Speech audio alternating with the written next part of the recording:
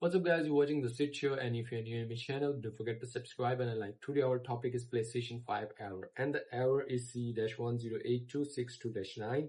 An error occurred while reading the system software or application data.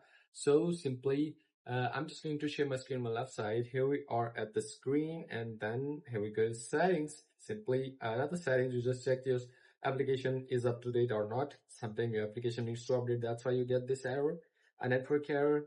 And then you must go to the system software and you check the system software. Sometime you're using older version and your network updates is not okay. That's why you sometime a new update needs a network update. So simply that's how. And you must check the system storage. Sometime you don't have enough storage to load the application or a system software or download something, and you must make a space, and sometimes having a corrupted file in it. So simply you just check these all settings and you just turn off your PlayStation 5, go to the safe mode. There's a rebuild database. Simply rebuild the database. After rebuilding database, you have a space in your storage and corrupted file will be deleted, and your system sometime having an error. So you update the system software again if you want to, if needs to. So that's how simply you can do it. If you want to ask me a question, then leave a comment in the comment box and catch you later.